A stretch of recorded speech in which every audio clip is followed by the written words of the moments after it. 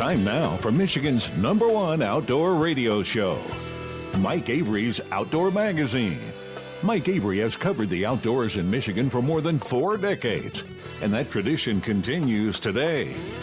Outdoor Magazine is brought to you by Jay's Sporting Goods, the Eider Insurance Group, Angler Quest Pontoons, the Forward Corporation, Primal Outdoors, Security Credit Union, Offshore Tackle, Garber Chevrolet, Rapid River Knife Works, and by Michigan Brand Meats. Now, here's Mike Avery.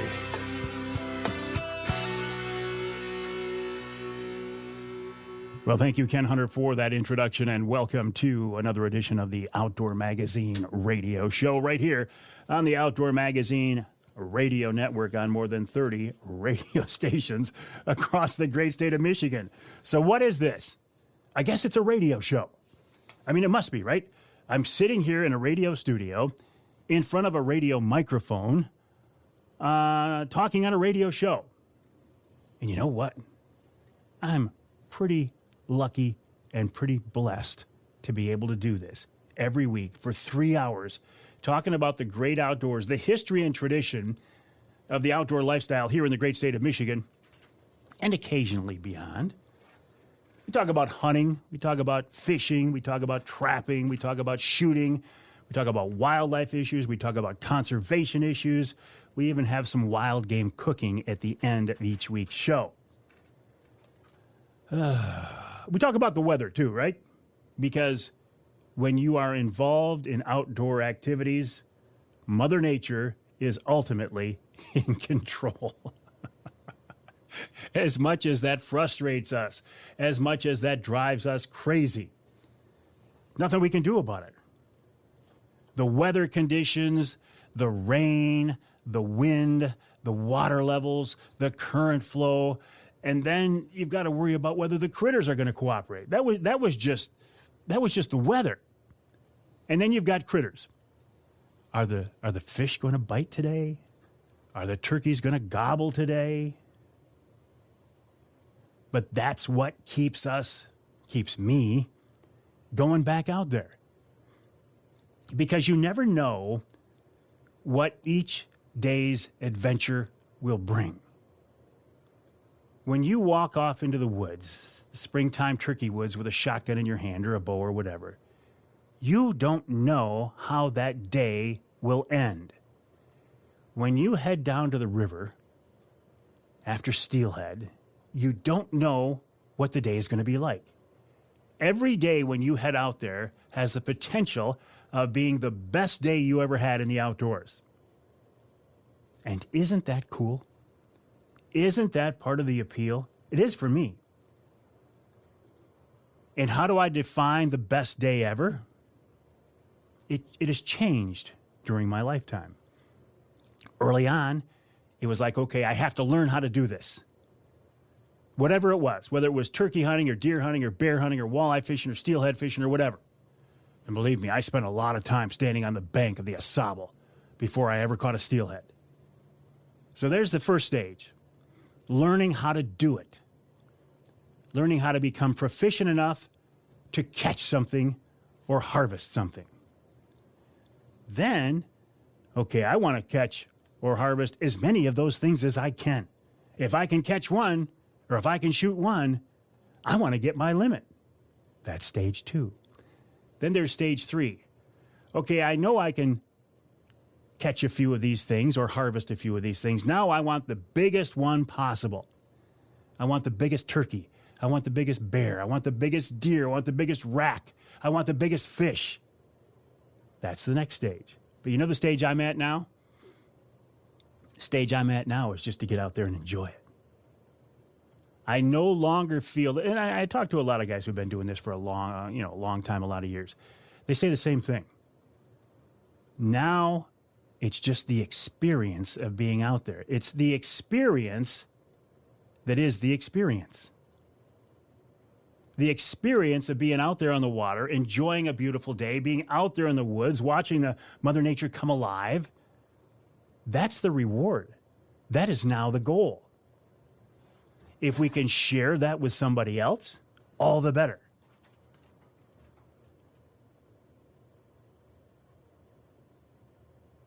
Speaking of weather, going back to my earlier point before I got off track.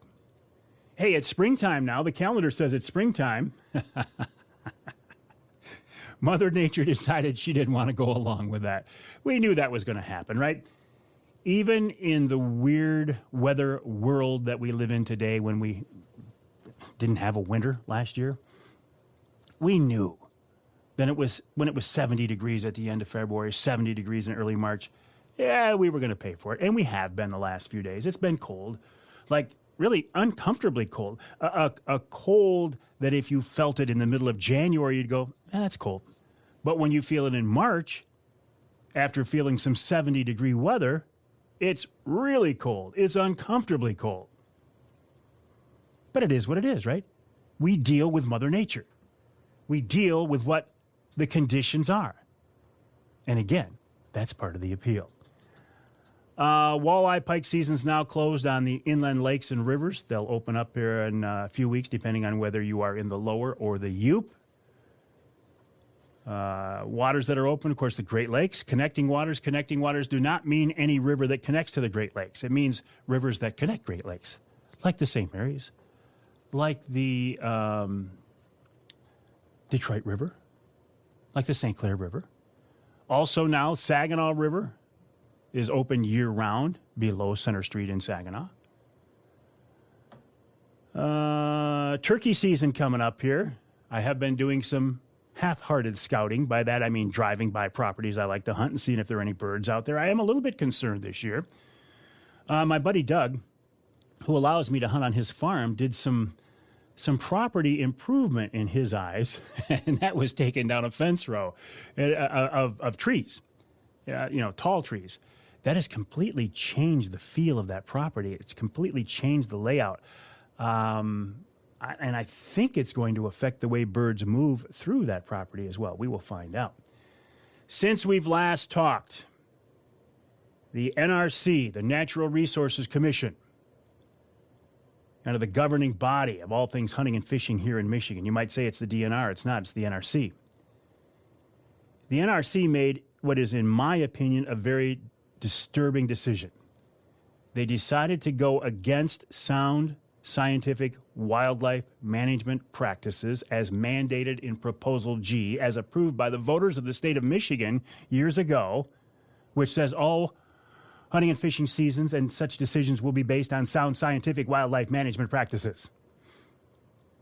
Well, they decided, against the recommendation of the DNR and with no biological reason, to close Michigan's coyote hunting season for 3 months during the spring. Why did they do that? Unfortunately, the proposal was, as far as I can tell, brought forth by a hunting group, which created all kinds of an uproar in the hunting community. The NRC could have quashed it by just voting it down. But no, they voted to approve to close the coyote hunting season. Why? Because they're worried about the perception it gives to anti-hunters. What state are we in again? Are we in California? No. Are we in Colorado? No. We're in Michigan. I think this is a very disturbing decision. And if we let this stand, we being the hunters and anglers and shooters and trappers and outdoorsmen and women of Michigan, if we let this stand, we're in trouble because it's going to set the tone. Really, really disappointing. Speaking of politics and legislature and all kinds of junk like that I usually don't like to talk about, but it seems to be a topic right now. There are 2 commercial fishing bills in Lansing right now, one of them being a bad bill, one of them being a good bill. The bad bill would actually allow commercial anglers to take Saginaw Bay walleye. Why? The Saginaw Bay walleye population was decimated back in the 40s by pollution and over-harvesting by commercial fishermen. When the walleye population was reestablished in Saginaw Bay back in the late 70s, early 80s, it was not the commercial fishermen who did it. It was sportsmen's groups around the bay in cooperation with the DNR who established rearing ponds and started stocking walleye in Saginaw Bay. So why would we let the commercial fishermen come in and take those fish out? I know, there are a lot of fish on Saginaw Bay. Well, maybe not if we let commercial fishermen get to them. And I have nothing against commercial fishermen. I respect their heritage. They are hardworking people. I just disagree with their goal sometime as opposed to sport fishermen and women. More on that over the next few months. You can count on that. Hey, coming up on this week's Outdoor Magazine radio show after the break, Bobby Sullivan talks about springtime steelhead fishing in Michigan. Then Captain Bill Winowicki of the Michigan Charter Boat Association with what now? Now that the consent decree has been approved, what can we as anglers expect? In our second hour, we're talking turkey with Greg Abbas. And then Nick Green of MUCC joins me, and I suspect Nick is not happy with the NRC decision either. In our third hour, Rich Chrzan of Killer Food Plots. We're talking food plot planting season, which appears has been put back on a normal schedule now after the cold weather we've had. And, of course, wild game chef extraordinaire Dixie Dave Minar wraps it all up. My name is Mike Avery. This show is called Outdoor Magazine. My website is MikeAveryOutdoors.com, MikeAveryOutdoors.com. My email address, Mike@MikeAveryOutdoors.com. I'd love to hear from you. Reach out. Let me know what's on your mind. Bobby Sullivan after the break right here on Outdoor Magazine.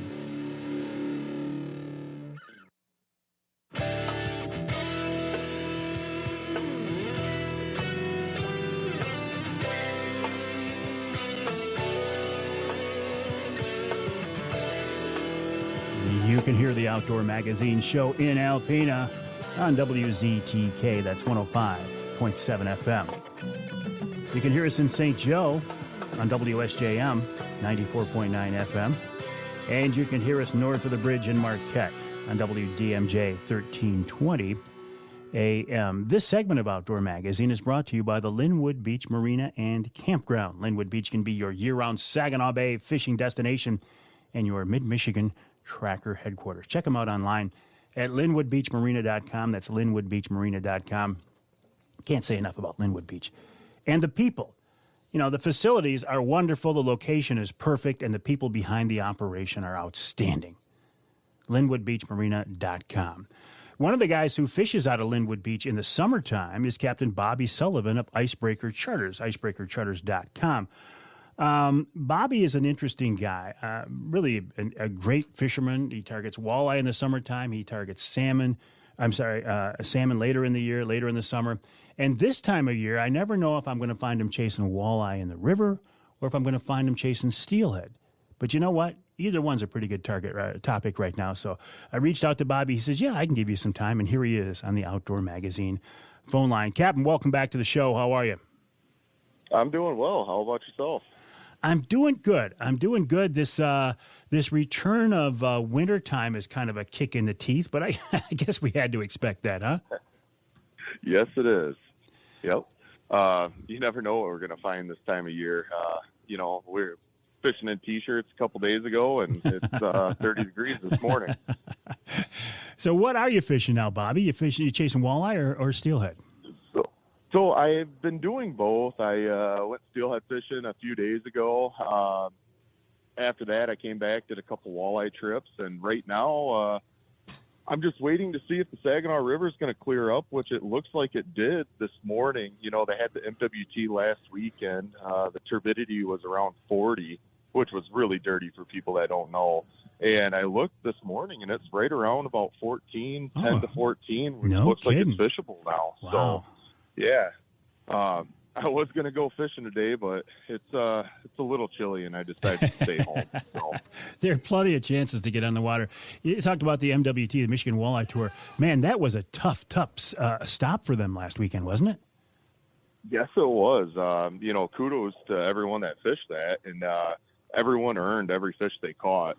I think the winning boat had 9 fish for 2 days, which that was Mike Dickerson and Jason Gallagher.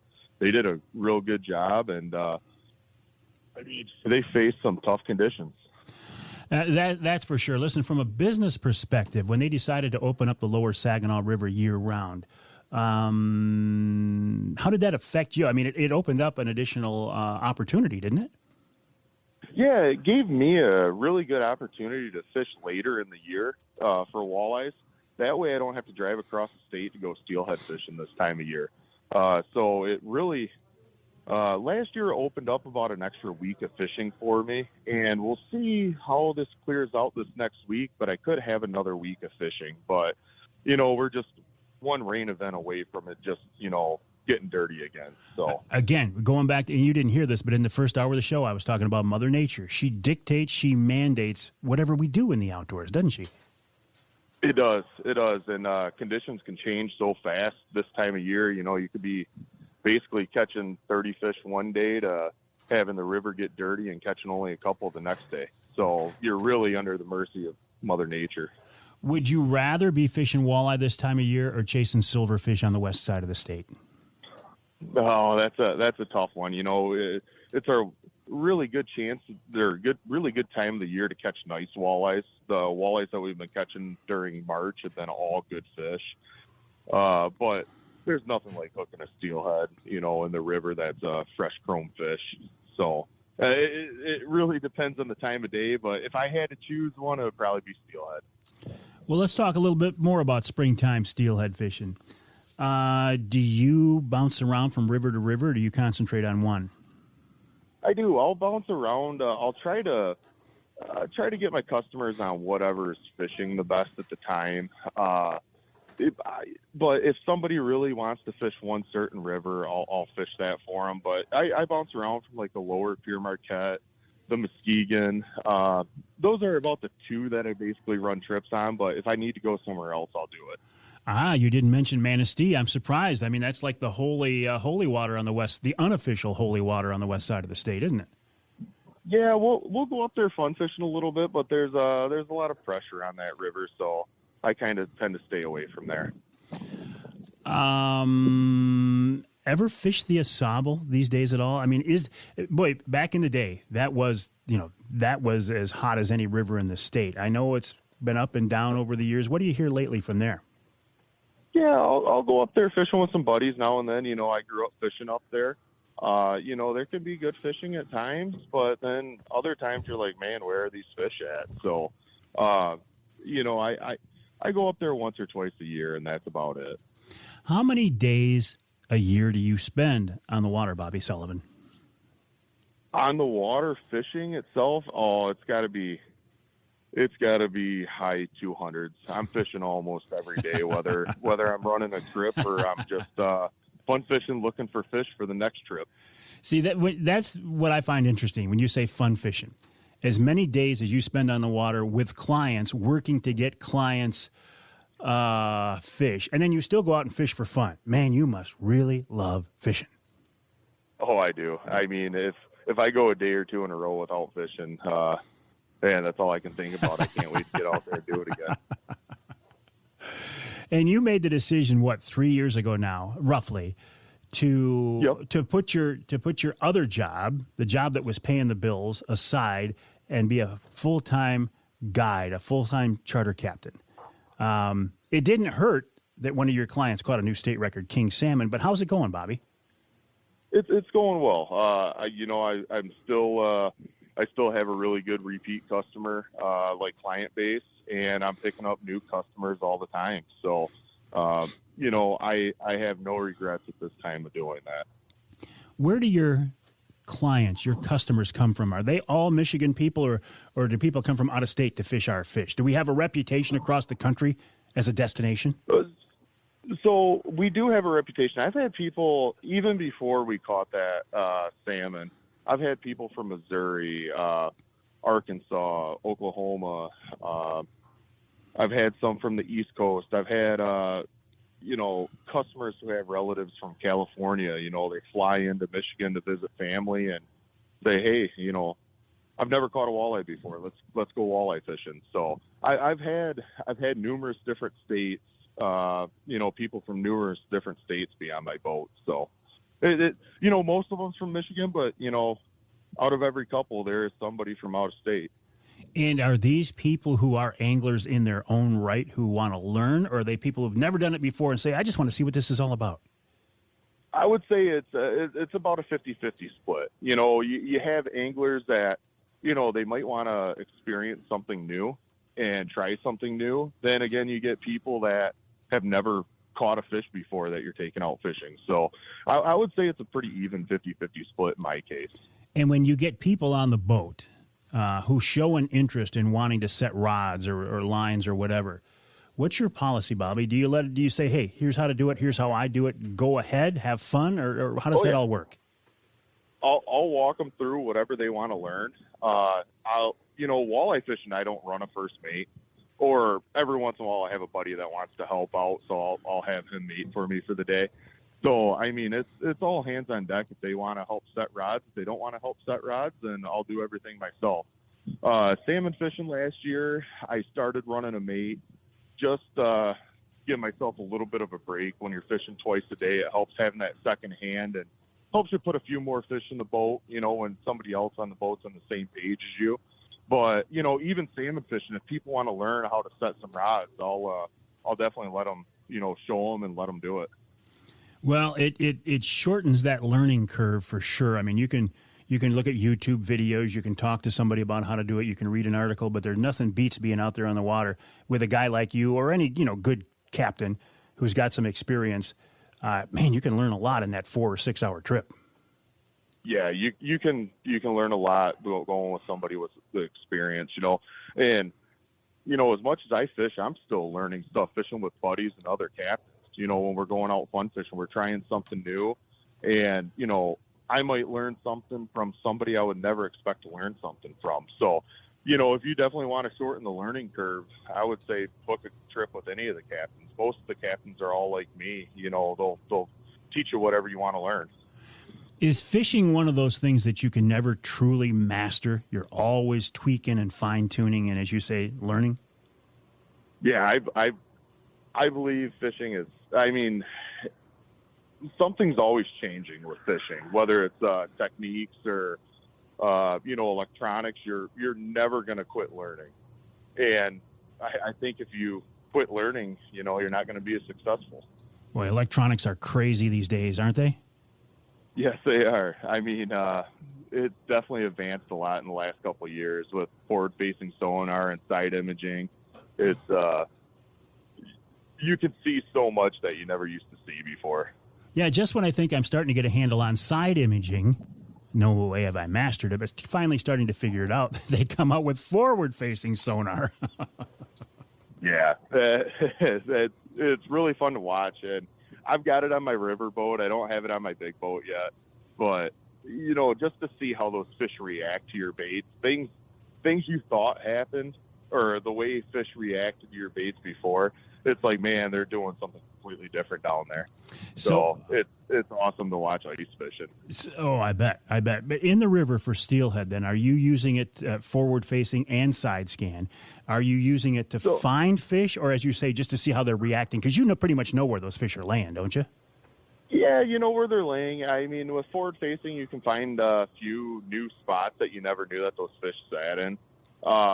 Side imaging, I'm not that good. It's not as good, like, for walleye fishing, I use it every day. Steelhead fishing, side scan, I don't use it that much.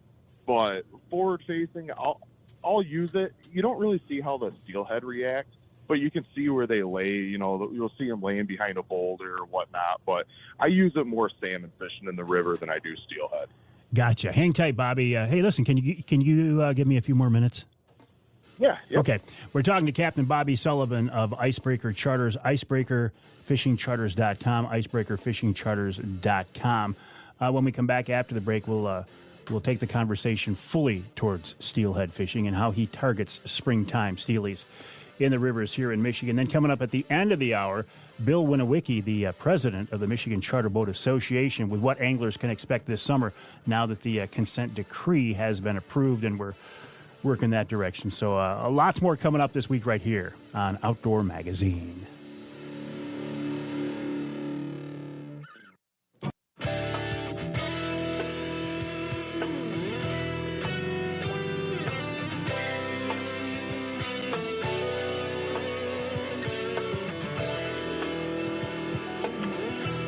You can hear the Outdoor Magazine show in Battle Creek on WBCK 95.3 FM. You can hear us in Sandusky on WMIC, that's 660 AM, 95.3 FM. And you can hear us north of the bridge in Iron Mountain, WMIQ 1450 AM. This segment of Outdoor Magazine brought to you by Killer Food Plots.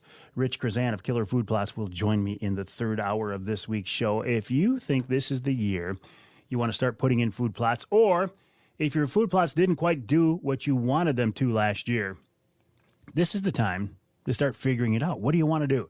Rich Chrzan can help out. The website, killerfoodplots.com, killerfoodplots.com. Again, listen for the third hour of this week's show. Right now, we're talking with Captain Bobby Sullivan of Icebreaker Charters, the website, icebreakerfishingcharters.com, about springtime steelhead fishing. Bobby, what's your advice for people saying, hey, look, I've never really done this before? You know, listen, we both agree that if you haven't done it, if you want to get out and catch some springtime steelhead, hire a guide. But for people who have their own boat and they want to go out and try it on their own, what's your advice, Bobby?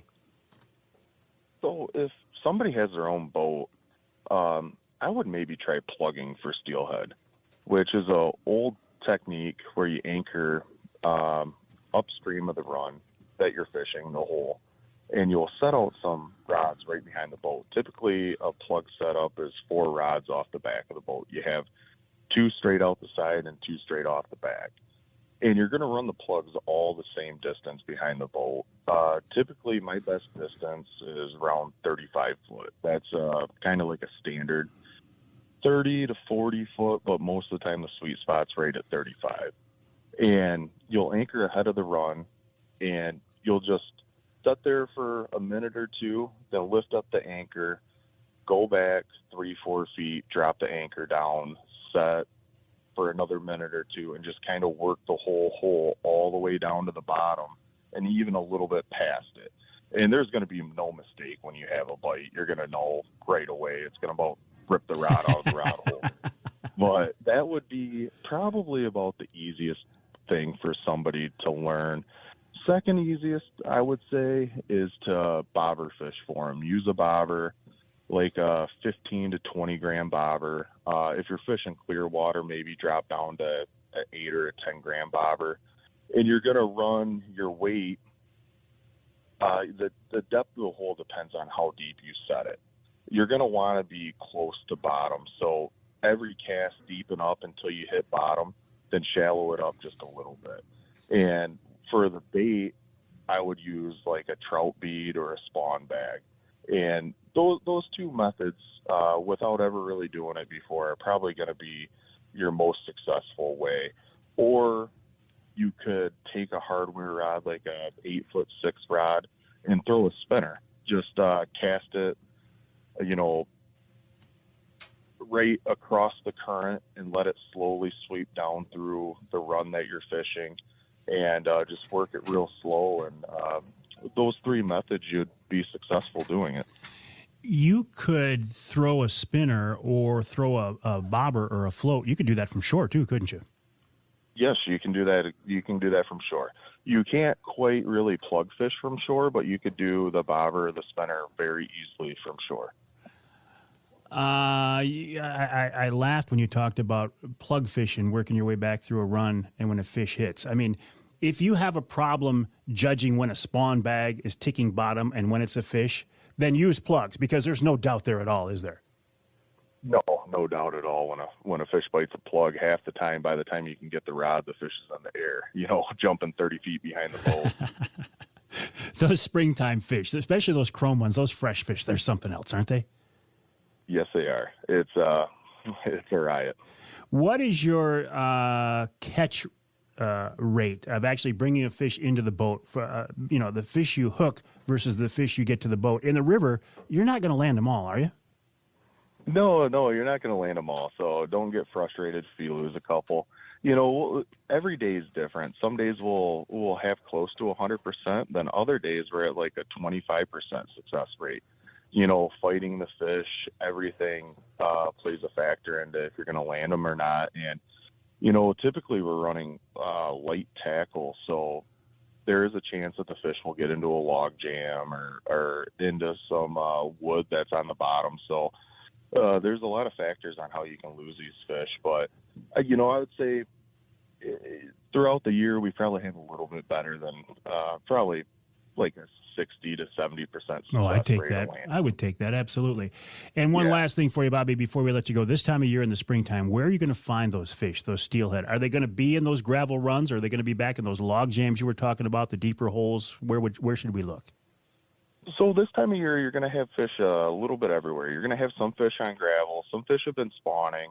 But typically I try to fish, the deeper water, the stuff that's 6-8 foot deep. This time of year, you're going to get fresh fish coming in and you're going to catch some dropbacks too. So, just about anywhere right now, you're going to be able to find some fish, whether it's around gravel, if you're into that, or if it's on deeper water. Bobby, do you have openings for springtime steelhead and then this summer for walleye on Saginaw Bay too?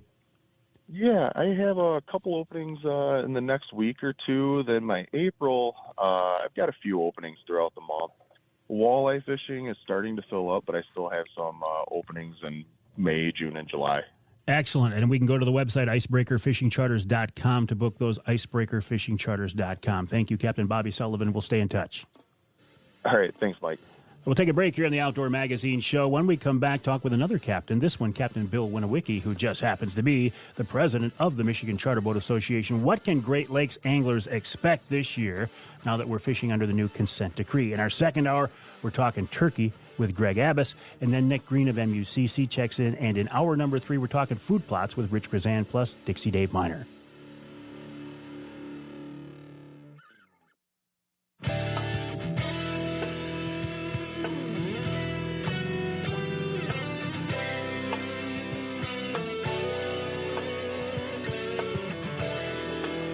You can hear the Outdoor Magazine show in Caro on WKYO 1360 AM and WIDL 92.1 FM. And you can hear us in Sheboygan on Big Country Gold, WCBY 1240 AM 100.7 FM. The Ask Avery segment is brought to you each week by the good folks at Security Credit Union. Security Credit Union loves to work with outdoors men and women, and they can help you with your next outdoor adventure. Check them out online at securitycu.org.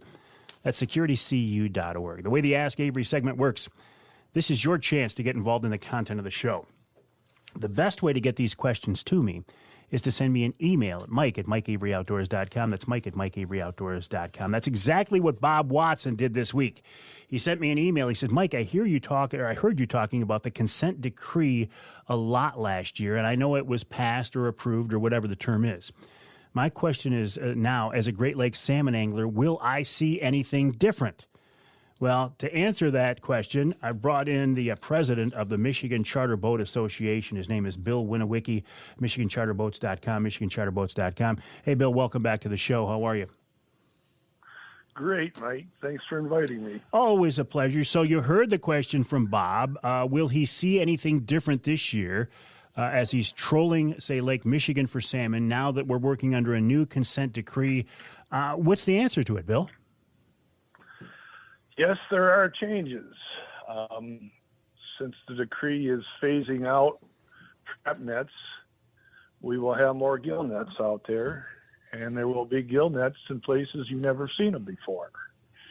The gill nets, we tried to get more marking on these nets so you could figure out direction, but the only thing we could get was going from a 12-inch staff flag to a 16-inch square staff flag.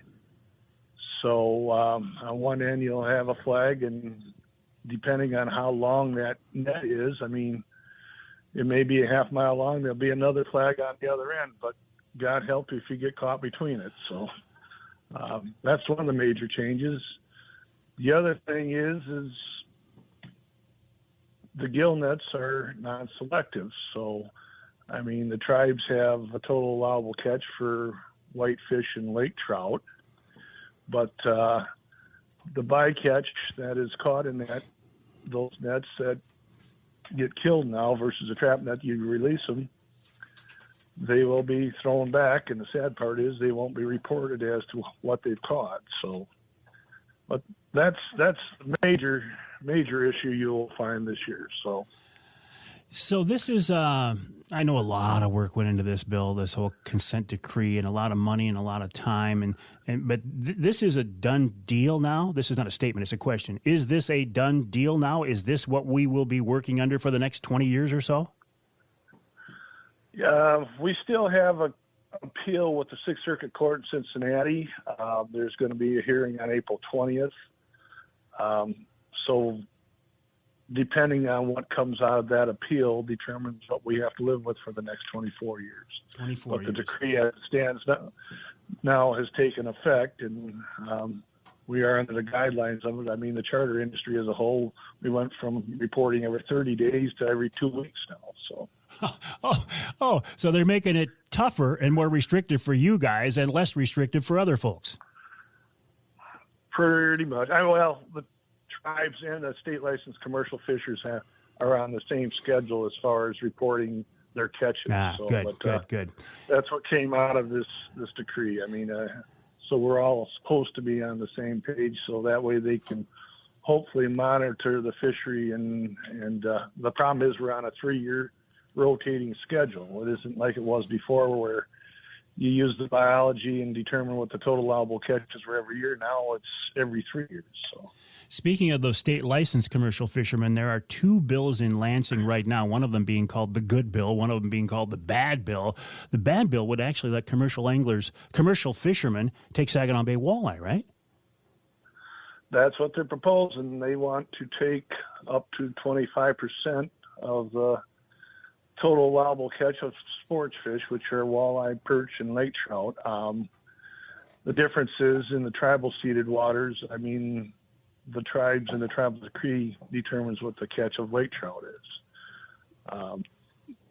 But that is what is being proposed. I mean, the good bill is we're trying to bring the commercial industry statutes up to date, because the statutes we're using now are written during the Depression era. So you don't see a whole lot of people trying to prosecute the commercial fishing industry, because it's only $100 fine if they go over their catch or catch a wrong species or something like that.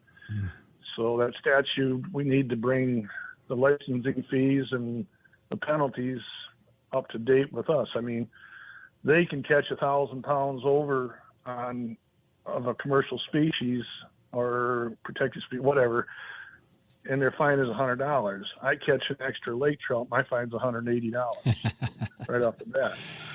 So, well, Bill, listen, I don't know how you guys at the Michigan Charter Boat Association and MUCC and all the other groups stay on top of this stuff, keep up with it, but I appreciate the work you do. The website is michigancharterboats.com, michigancharterboats.com, and your website for your personal charter operation is whatabite.com, whatabite.com. Good fishing to you, Bill, and we'll stay in touch. Thank you, Mike. Have a great day. You as well. Bill Winowicki of the Michigan Charter Boat Association, michigancharterboats.com, and whatabite.com. We'll take a break for the top of the hour. When we come back, we're going to switch gears completely. We talk a little turkey with Greg Abbas. And then, Nick Green of MUCC checks in, and I suspect he's not happy with the NRC's decision on the coyote season either. So it'll be an interesting hour coming up after the break. I hope you can join me right here on Outdoor Magazine.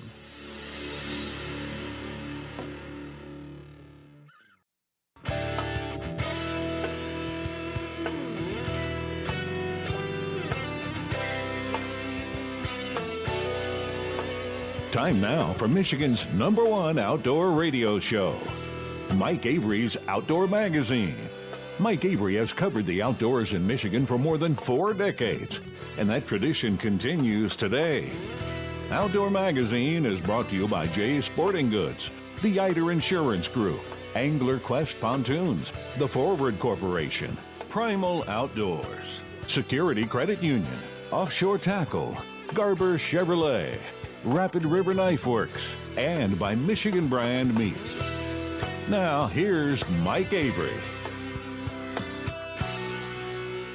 Indeed, this is the big guy, Mike Avery. Thank you, Ken Hunter, for that introduction, and welcome to hour number 2 of this week's Outdoor Magazine radio show here on the Outdoor Magazine radio network on more than 30 radio stations across the great state of Michigan. And I do believe the best way to listen to this show, if you can, is on your local radio station, your local AM or FM station, the station you've listened to for years, the station you rely on to get your latest news and weather and sports. Well, if you can hear the Outdoor Magazine radio show there, all the better. But if you can't, if your local station doesn't carry all 3 hours of the show, or if you live in some part of our state not covered by the broadcast signal, the broadcast footprint, as we call it in the biz, isn't it nice to know there's a podcast version of the show available? You can hear that podcast on my website, MikeAveryOutdoors.com. It's on my Facebook page. You can hear it on just about everywhere where podcasts are available, including Amazon Music, Audible, Twitter, now called X, LinkedIn. I keep getting emails from LinkedIn saying, "We've looked at your profile and we think you are perfectly suited for this summertime internship."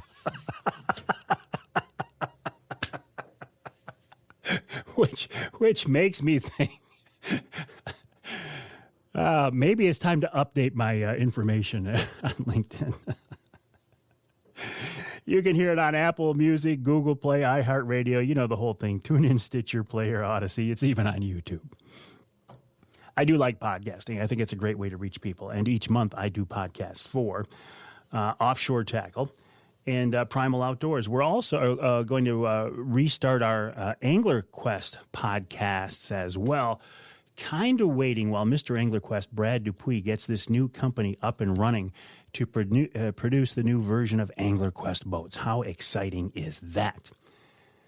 Regardless of when you are listening to my voice, how you are hearing me, I do appreciate it. I have been truly blessed to be able to do this for so many years, and blessed to be able to do something that I enjoy so very much. You know, people say, "Avery, when are you going to retire?" I don't see it happening. I mean, it's obviously it's going to happen eventually, right? And my plans are not God's plans, but from my perspective, why? Why retire? I enjoy talking about hunting and fishing, so why not? I also enjoy the people that I get to talk with, the people that I've known over the years. Greg Abbas is one of those folks. Greg is just a stand-up guy. He's a great guy, great Michigan guy. He's been around the outdoor industry here in this state for many, many years, as long as I have, longer even. Six-time Michigan turkey calling champ, former Michigan turkey hunting guide, of course, the host of A-Way Outdoors for so many years, the TV hunting show. These days, he's got his fingers in a lot of things, but he's still a turkey hunting expert, in my opinion, and that's why I want to talk to him here on the show this week. Greg, welcome back to the show. How are you, buddy? I'm doing great. How about yourself, Mike? I am doing wonderful. I'm excited about springtime. The calendar says springtime. Mother Nature says, no, I'm not quite done with wintertime yet, but it's coming, Greg. The way it started, I thought we were going to have summer by now. I thought so, too. Do you still get excited to head out into the Michigan springtime turkey woods, Greg? Oh, God, yeah. Yeah, just being out in nature, period. You know, I thank the Lord every day, especially when I'm out in it. These days, of course, you're not guiding, or are you still? No, just for family. And yeah, I still enjoy hearing them gobblers and seeing them. In fact, I was looking at a big group behind my house this morning. That first gobble in the morning is just, if that doesn't get your blood flowing, you better check your health. You better check your pulse. Pulse, exactly, yeah. So is it, I ask you this every year, Greg, and your answer depends on when we talk in the springtime. Is it too early to start scouting right now? Oh, never too early to scout. Now, as far as scouting their patterns, yes, they haven't broken up yet. But it's a good time to learn the lay of the land, the terrain that you plan on hunting, especially if you're going to public land or maybe a friend's place. It's a good time to get to know the terrain and learn it better than the turkey knows it, or try to get to know it as well as they do. Because at least if you follow my tactics, sometimes you're going to try to outmaneuver these birds, which is a big part of it, especially on public land. and get to know where the roosts are likely to be, and even where they are now. There'll still be some residual staying behind where they're at now, but there'll be a bunch that branch off from there too. You really made a reputation for many years as successfully guiding hunters on public land. That's a big deal. That can be a whole different ball game than these private land honey holes, right? Oh, no doubt about it. Them birds, they're high pressured, and they don't take pressure well. They adapt very quickly. And the first time they get shot at and or called to, and they move on. They go to a different roost. So it's good to know the lay of the land and know the terrain and where they're likely to be for their secondary roost and third roost and things of that nature. You talk about calling. Gosh, that is so much fun. I mean, I haven't hunted anything that I can have the direct interaction like with turkeys. Even if you go out west elk hunting, you might get them to respond, but they're not going to talk to you back and forth like a tom does, like a big gobbler, a longbeard. But that's kind of you can get carried away, right? I mean, it's so easy to overcall. It is, and especially for new people, and even for experienced people, it's hard not to give out that extra call that you want to call, but it's better to call less. If you listen to turkeys out in nature, they're not just talking back and forth constantly, and once a turkey knows about where you're at, it's best to call less and less as he gets closer. Less calling is better. Less is more, right? Let them come to you. But as you say, man, it's so much fun. If you get a hot bird and every time you call he gobbles, it's like, I want to keep doing this till he's in my lap. No, because it's fun. But fun. At some point when he reaches that critical point of 100 yards, that's where you're going to win or lose him. And if you're still calling hot and heavy, he's going to say, hey, she should be like 20 yards in front of me. His hearing's 4 times better than ours, so it's kind of amplified. So when you think you're calling out just loud enough for him to hear you or loud enough for a human to hear you, you're probably shouting at him. So 100 yards is where you win or lose the bird. Once he reaches that, it's better to let him hunt you and do less and less calling. He's already pinpointed you. If you keep calling, he's going to skirt you out of gun range and go around you. And anybody who's hunted for a number of years, it's happened to you. It's happened to all of us. Yeah. Well, yes, everybody, if you're out there long enough, is going to get a bird that hangs up. And if you are in that situation, have you blown it? Is there anything you can do to salvage that? Not a whole lot. It's best to go quiet, and the more you call, he's just going to get more suspicious. And then it's better to let him think that the hen's moved on as well. Once he gets out of there, then you could try to reposition, and that's where knowing the lay of the land is going to come in handy. You see what direction he's headed, and you go, okay, I could do a big loop, get out in front of him, pull out a different sounding call than what I was using, put out a different hen voice, and start the process all over, and this time don't call as much. And what about decoys? Now, I know you like to run and gun with a shotgun. That's one situation. I like to ambush him, sit in a blind with decoys in front of me and just call and wait them out. 2 completely different scenarios, but are decoys needed in either or both of those scenarios? I use decoys all the time. I rather have a visual stimulus to go along with the audio stimulus. So I use decoys all the time. But I came up with a tactic that took me probably my whole guiding career to figure out that the direction you point these decoys in matters. Most people just go out there and hodgepodge and just stick a decoy out there. But if you think of that gobbler coming in, he's looking for this hen. In nature, the hen kind of meets him halfway. So he's walking toward her, she's walking toward him, usually, if they're both interested. And if you have your decoy facing away from him as he's coming in, he's going to think she's walking away, which is going to bring him into gun range, which you want. But if you had it pointing at him, he's liable to stay out of gun range and strut and put on a show expecting her to come to him. And then you think, man, that decoy didn't work. He saw it, and them decoys are junk. They're not junk. It's you position them wrong. I like to do a V shape. I use 2 hen decoys. I don't very rarely use a gobbler decoy, but I will use the hens on every hunt, 2 of them.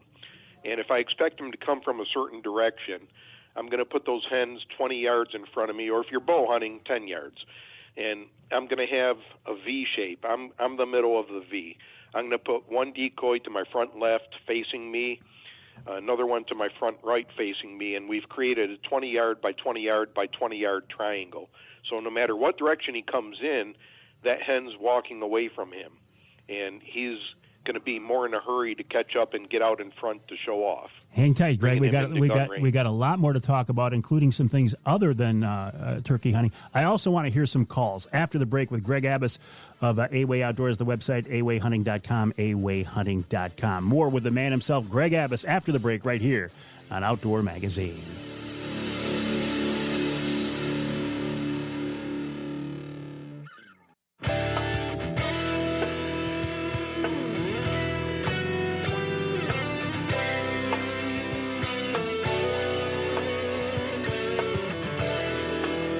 You can hear the Outdoor Magazine show in Flint on Sports Extra 1330 WTRX. You can hear us in Houghton Lake on the Twister 92.1 WTWS. And you can hear us north of the bridge in Newberry, WNBY 1450 AM. This segment of Outdoor Magazine, speaking of north of the bridge, brought to you by, oops, I got to get it out. Hold on. Brought to you by this company. Yeah, that's the sound of my Rapid River knife opening. You know I love Rapid River knives. I carry one all the time. And as I was sitting here in the studio this morning, I got some great news. I just talked to Chris Durson of Rapid River. If you use the promo code, let me make sure I pull it up. I make sure I give you the right code here. If you use the promo code Avery10, you can get 10% off a Rapid River knife on the website, rapidriverknifeworks.us. Or if you walk into the showroom, the Rapid River showroom on US 2, just east of Rapid River, and you say, hey, Avery told me he's got a promo code. It's Avery10. You can get 10% off that knife right there in person. How cool is that? So you get a knife that has a lifetime guarantee, handmade by craftsmen in Michigan's Upper Peninsula. They will sharpen it forever. You can send it up there or stop in the showroom. And you can get 10% off if you use the promo code Avery10. It doesn't get any better than that. I think you are supposed to buy a Rapid River knife. That's what the universe is telling me. RapidRiverKnifeWorks.us, RapidRiverKnifeWorks.us. And thank you, Chris Durson of Rapid River, for making that promo code available. Thank you also to my good friend Greg Abbas of A-Way Outdoors, A-Way Hunting, awayhunting.com, for giving me some time this week. Greg, before the break, we're talking about calls, and you know I can't have you on a show without hearing some of your calls, right? Of course. And what do you got for us? Well, I got a push button, slate call, box call. You got them all. Well, let's hear an example for folks who have not turkey hunted or who are new to it. What does a turkey call sound like? Okay, this is done on a slate call. The most common sound that hunter's going to make is called a yelp. Then you have clucks, a purr,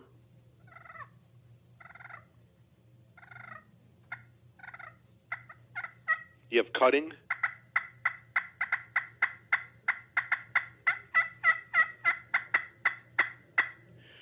so determining which type of call to use or which sound to make depends on the bird and the conditions outside, or maybe even your skill level.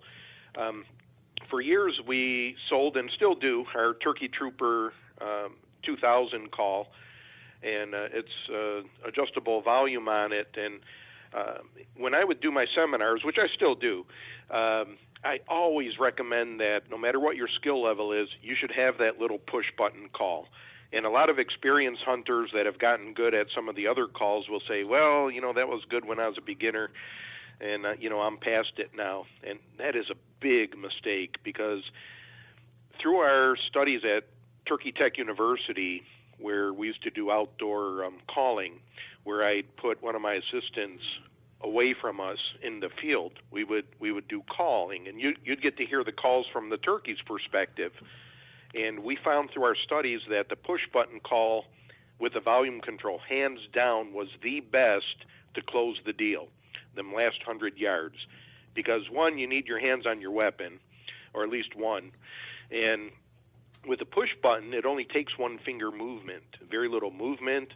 It makes really nice purrs, which and yelps. You know, here's a yelp on that push button. Here's a purr. It's a call that a person could pick up right now. If they've never called before, they could go hunting and call in a bird. It's that simple to use. But when that bird reaches that 100-yard mark, the nice thing about this little push button is you point the call behind you, facing away from the bird, to throw the sound. And that's going to make him think that you're another 100 yards further. So by the time he comes into gun range, he still thinks he has quite a ways to go to get to that sound, and he's already been shot. That almost eliminates the problem of the birds hanging up. It is an awesome call to use because your hunting will come down to the last 100 yards. And as a reminder then, when, you know, how much do you call, when do you call, how loud, you're listening to the birds, right? You're using them as a reference. You're letting them tell you what they want to hear on a given day? Yes. When they're off in the distance gobbling, I might call back to them. Every second or third gobble, I might answer them. Not every gobble. I want, if he's gobbling, he's not moving. So I want him to gobble. I'll give out my call, and I'll put it down for a little bit and give him time to move in. And once I could see him at about 100 yards, then I'm going to change from either a slate call or box call that I was using in the distance over to the push button call, and make him sound that make him think that that hen has moved on, that she's walked a little further. So he thinks he has further to go, and that brings him into your gun range. What about hunting birds on the roost? Do you like to roost them and then get out there real early and get them as they fly down, or do you wait and set up away from the roost? I'll set up away from the roost. I mean, that can work. That's happened to me accidentally at times, and if I know where the roost is, which is my chief goal of scouting, and that's why we were so successful on public land, I knew where they roosted all the time, every year. But anyhow, I like to set up maybe 125 yards away from the roost, but in the direction they like to go when they fly down, and that's where your scouting comes into play, because they are creatures of habit that follow the same routine 80% of the time. So once I locate the roost, if there happens to be a trail, which on public land there's a lot of trails, during my scouting, I'll determine what direction they go on that trail, and I'll set up 125 yards away and maybe 20 yards off of the trail. And when they start gobbling in the tree, they're telling me they're open for business. I'm not going to initiate the calling. So, again, I'll put this push button on a low volume setting. I'll give out just some soft tree yelps after he's gobbled. Just let him know that there's a hen roosted in the direction he already wants to be. And then I'll just put the call down, let him fly down and strut around a little bit. And if I do any more calling at that point, it's just going to be some contentment purrs, some feeding sounds. Then I'm going to put the call down pretty much for good and let them walk down the trail right to me. The reason I don't like shooting them when they fly down, being within shooting range of their roost, is once you bust them at the roost, they don't feel secure there anymore, so they may never come back there again. My success is predicated on knowing where the roost is every year. And if you shoot them away from the roost, the bad experience didn't happen in their safe zone. So they'll come back there year after year. Yeah, so that makes a lot of sense. That's why I don't like hunting at the roost. A lot of sense. Good advice from a guy who has spent many, many years hunting turkeys. But Greg, I know you as a guy who is not just a hardcore outdoorsman and a good family man. I know you as a guy who is a businessman, and you have helped a lot of companies get into the outdoor industry, and now you've branched off into something more. So what takes up most of your time these days?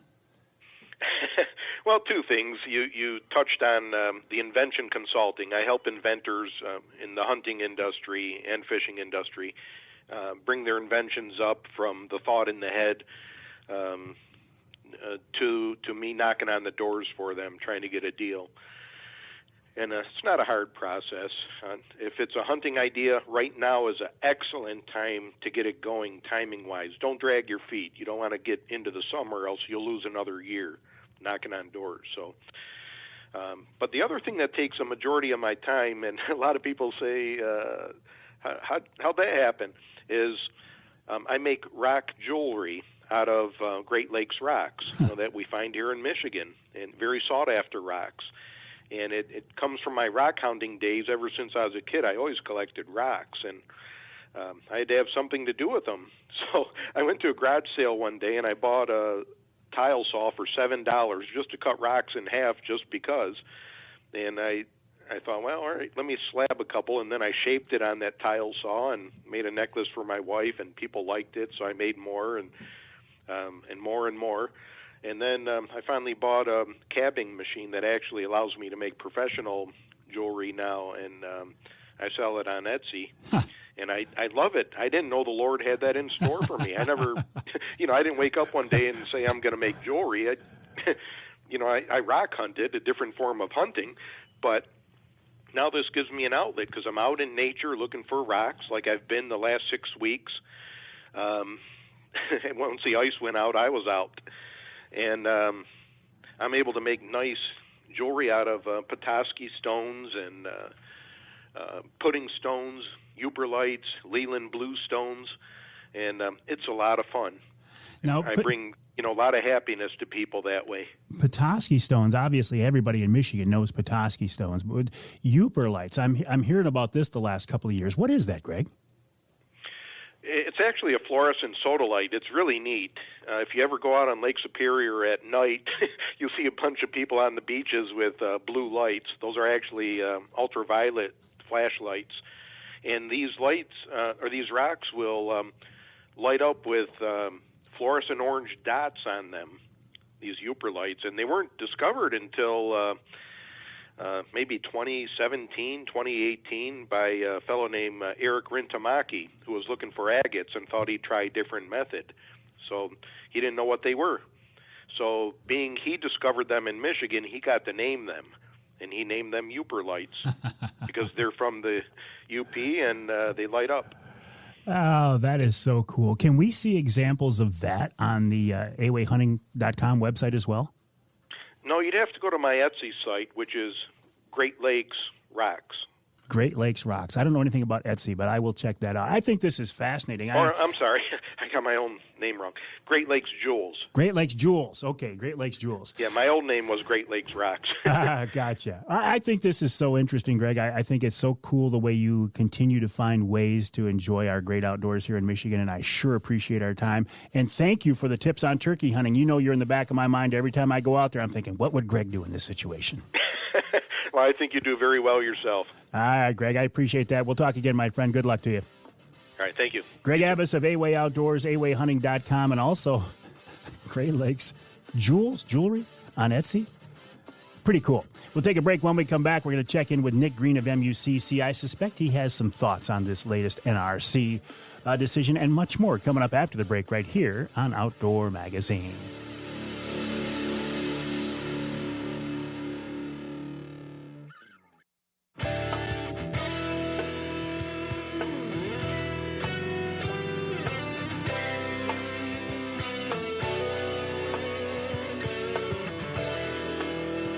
You can hear the Outdoor Magazine show in Houghton Lake on 98.5 WUPS. You can hear us in Holland on WHTC. It's 1450 AM, 99.7 FM. And you can hear us north of the bridge in the Sioux, WKNW 1400 AM. This segment of Outdoor Magazine is brought to you by Matt Smith, Outdoors Realtor. Matt, a longtime friend of mine. He's an expert at finding recreational properties and vacation homes, and he can help your family turn a dream into a reality. Learn more online at Matt Smith Outdoors. He's on Facebook and Instagram. That's Matt Smith Outdoors. And by the way, if you're looking for a new home as your primary residence, Matt can help you out there as well. That's Matt Smith Outdoors on Facebook and on Instagram, Matt Smith Outdoors. My website, MikeAveryOutdoors.com. I would encourage you to check that out. Also, head on over to MUCC.org. MUCC.org is obviously the website of MUCC, Michigan United Conservation Clubs, a group that I am a member of, a group that I support, a group that I believe in. I think they're doing a great job, especially these days. They've got their hands full. There's a lot going on right now in Lansing, and I appreciate the fact that there's a group like MUCC out there to try to keep track of this all. I don't know how they do it. Nick Green is their chief information officer, a guy that I go to a lot when I'm looking for information. He's with us now on the Outdoor Magazine phone line.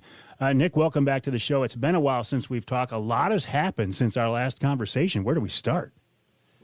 Yeah, I think, you mentioning the radio station in the Sioux is kind of a good kickoff. MUCC just a couple weeks ago wrapped up its annual convention. That was actually in Sault Ste. Marie.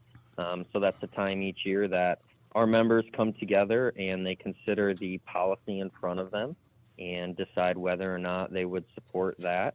And this year we passed 15 resolutions. We affirmed our support for year-round coyote hunting. We had some support for increasing voter registration fees. So a lot of good work was done. That's really kind of our Super Bowl and our time to kind of all get together and make sure we're doing the good work of conservation policy here in the state. Anything big come out of there? I mean, what were the issues that had the most attention going into the convention? Yeah, I mean, I would say going in, one issue you're very familiar with is the use of more than 3 rods and whether, we should be allowed to do that in the state. So we had a resolution that would have actually opposed any expansion. That resolution failed. So simply meaning we're not supportive or in opposition to that increase. We're neutral on it. But that was a big one. Antler point restrictions, as always, whenever that comes forward, it is a highly debated topic. You can look at our membership as a pretty similar microcosm of deer hunters in general. And that support tends to be, some areas we've seen the threshold met to institute APRs, but other areas throughout the state, it seems to be much more of a 50-50 split. And that's about where Michigan's MUCC's membership was in general on APR stuff. So that resolution did not pass, but there was a ton of debate, probably the most debated. And the big surprise for me, and I think for a lot of staff, was our affirmation of year-round coyote hunting. Some of the groups who actually pushed for the regulation change to close year-round coyote hunting were at our convention. They did not oppose affirmation of our position. It was a unanimous vote in support. So we really have taken that and kind of, are figuring out what the next steps are with the recent Natural Resources Commission decision, which I'm sure you've talked about and will continue to talk about. Yeah, I have, but this is a great time to bring it up again with your insight and the input of MUCC. I don't pretend to be an expert on this kind of stuff, Nick, but looking at it from the outside, this is very concerning. My perception is that the NRC commissioners who are appointed by the governor disregarded sound wildlife biology and decided to go with something else in taking away our year-round coyote hunting season. That's my perception. What are you, Nick Green, MUCC, how do you see it? I can confidently say that Justin Tomei, our policy and government affair manager, he went to the meeting with 600 pages of peer-reviewed science supporting why those 3 months of closure are the best time to manage coyotes. The caveat we always have to remember here is that not everything we do at the Natural Resources is always based in science. And the best way I can frame that out for folks is there are issues that don't have a negative biological impact one way or the other. On those issues, MUCC generally advocates for a more open season, more liberal regulations, more take, more bag limit. So if that makes sense, where sometimes science might not support one way or another. But in this specific case, we had plenty of science that affirms those 3 months are the best time to manage coyotes and to hunt them and be able to hunt them. And, what we heard as justification for some of the commissioners' vote was optics, perception, and fair chase. All right, hang on. I got to take a break, and this is a good place to do this. Nick, let's pick up this conversation, continue this conversation after the break. We're talking with Nick Green of MUCC. He is their Chief Information Officer for MUCC, Michigan United Conservation Clubs, MUCC.org, MUCC.org. A lot more to talk about, and we will do that after the break. Also, plans are moving ahead very well for the Mike Avery Outdoors Golf Outing to benefit MUCC's Youth Camp. That's Monday, July 29th at the West Branch Country Club. Details on that as we get closer.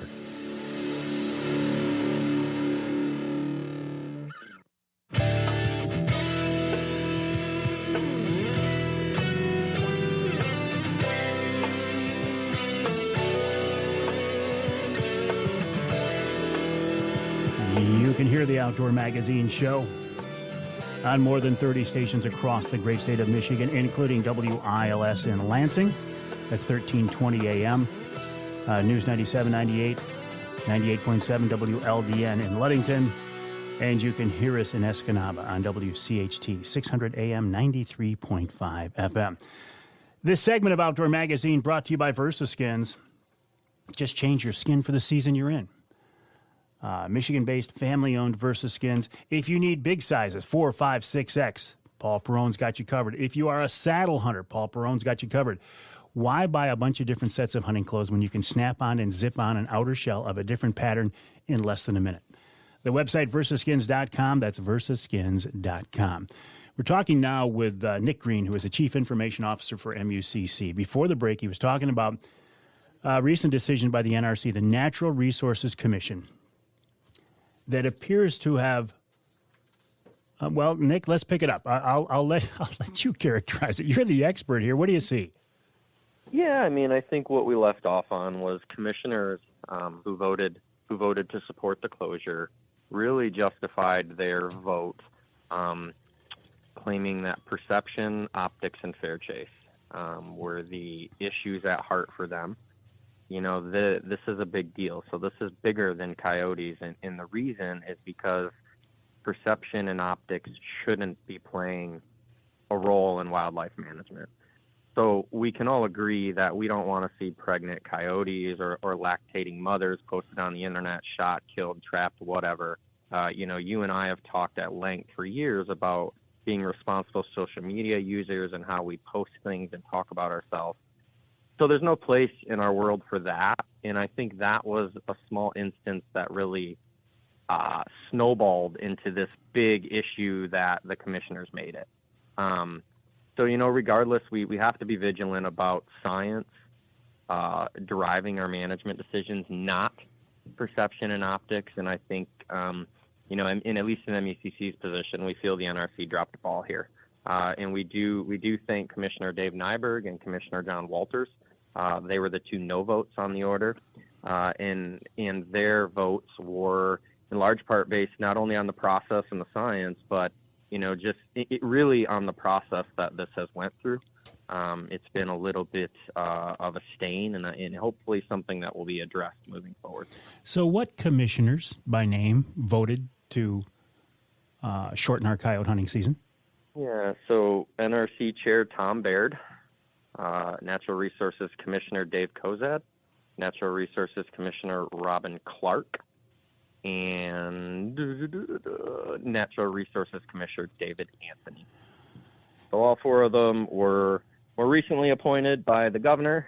Our commission is required to be bipartisan, so it has I's, D's, and R's on it. Again, this is kind of hopefully not the start of a bigger issue, but I think it's something we're going to continue to address and keep our eyes on. And this vote isn't something we've forgotten about. So it's something we're going to continue to talk about and make sure folks know what's going on. So, yeah, the coyote hunting season is one part of this issue. The bigger overall issue is that the NRC is maybe listening more, at least in this case, to anti-hunting groups than the DNR and sound biology? Yeah, I mean, our Department of Natural Resources was neutral on the issue, and in their memo, they stated this would have not really a biological impact one way or another. So we did, like I said, provided science that shows it was the best 3 months to manage coyote populations, if that's what we're in fact trying to do. But yeah, I mean, at the heart of this all is allowing social perceptions to creep into wildlife management rules and regulations. And I think this is only the first taste of what might be to come. We have seen issues like this arise in Washington, New Jersey, Colorado. Bear seasons are being taken away. Trapping is being limited. So we have a strong heritage here and a good commission, and we still believe in Proposal G and what it lays out for the commission. We just need to kind of recenter and make sure we're staying true to the words on paper. And how do we do that, Nick? We got about a minute left. How do we do that? I think folks need to reach out to the Natural Resources Commission and let them know their displeasure with kind of the process and the recent vote, but in a meaningful, kind of cordial way that speaks to how we can move forward. Joining MUCC is always a great option. We have alerts, we have all the things that are going on kind of in our communications ether.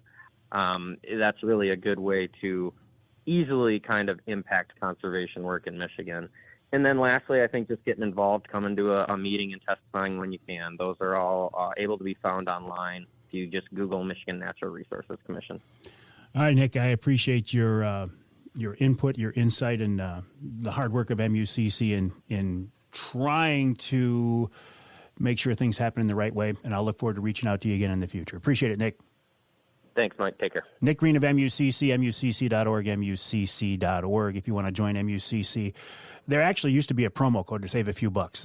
Avery code. I'm not even going to give it to you. I mean, what's it cost? Like $35 a year or something crazy cheap to join MUCC.